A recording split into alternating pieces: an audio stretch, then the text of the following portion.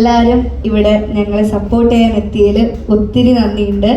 കാരണം നിങ്ങളെല്ലാവരും വരുമ്പോഴാണ് നമ്മുടെ സിനിമ ഒരു ഫുൾ ഫാമിലി ആകുന്നത്. കാരണം നിങ്ങളെല്ലാവരും നമ്മുടെ ഫാമിലിയിലൊരു ഭാഗമാണ്. അപ്പം നിങ്ങളെല്ലാവരും കാണുമ്പോൾ ഒത്തിരി സന്തോഷം.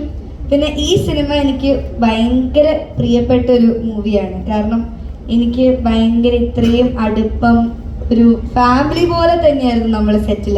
ഇപ്പോൾ മീരാൻറ്റി ആണെങ്കിലും പാപ്പു ചേച്ചി ആണെങ്കിലും നമ്മളെല്ലാവരും നമ്മുടെ ആ റോൾ നമ്മൾ ചെയ്യുന്ന ആ ക്യാരക്ടേഴ്സ് എത്ര അടുപ്പമുണ്ടോ അത്രയും അടുപ്പമായിരുന്നു നമ്മൾ ഓഫ് സ്ക്രീനിലും.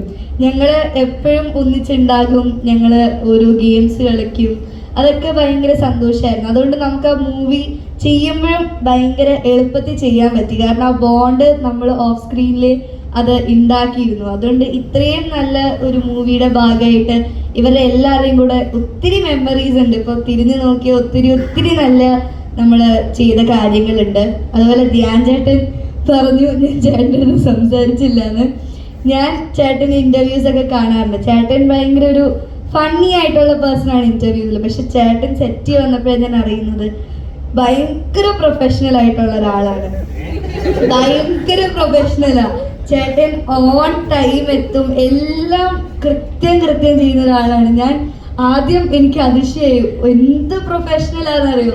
അപ്പം ചേട്ടൻ്റെ കൂടെ പെർഫോം ചെയ്യുക അല്ലെങ്കിൽ വർക്ക് ചെയ്യുമ്പോൾ നമ്മളും അത്രയും പ്രൊഫഷണലിസം കാണിക്കണം, നമ്മളും അത്രയും ഇൻപുട്ട് ഇടണം.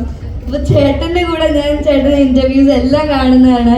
അപ്പോൾ എനിക്ക് ചേട്ടൻ്റെ കൂടെ അഭിനയിക്കാൻ പറ്റിയതിൽ ഒത്തിരി സന്തോഷമുണ്ട്.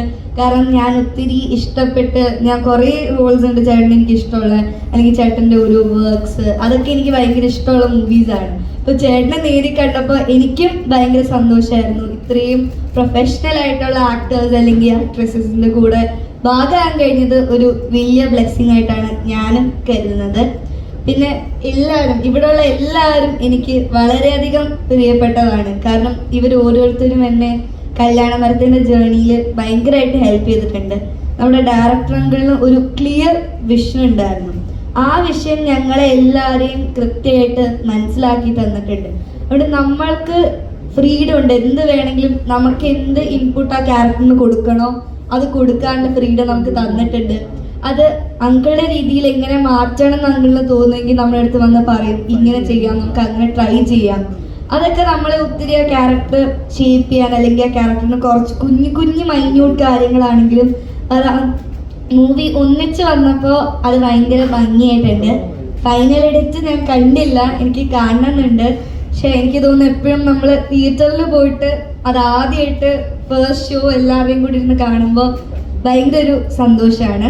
ഡബ്ബിങ്ങിൽ കണ്ടിരുന്നു കുറേ സീൻസ്.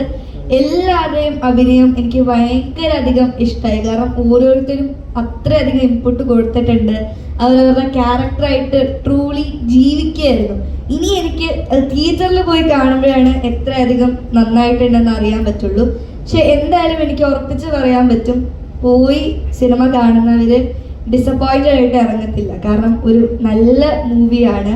അതും എല്ലാവർക്കും കൺവീനിയൻ്റ് ആയിട്ടുള്ളൊരു ഡേറ്റാണ് ചൂസ് ചെയ്തിട്ടുള്ളത്. എല്ലാവരെയും ആനുവൽ എക്സാംസ് കഴിഞ്ഞിട്ട് പോയി റിലാക്സ് ചെയ്ത് കാണാൻ പറ്റുന്ന ഒരു മൂവിയാണ്. അപ്പം ഇവിടെ പാട്ട് പാടിയ ശ്രേയ ചേച്ചി ആണെങ്കിലും പ്രശാന്ത് ഏട്ടനും എല്ലാവരും നല്ല എക്സ്പീരിയൻസ് ആയിരുന്നു. അപ്പോൾ എല്ലാവർക്കും നന്ദി പറയുന്നു. അതുപോലെ തന്നെ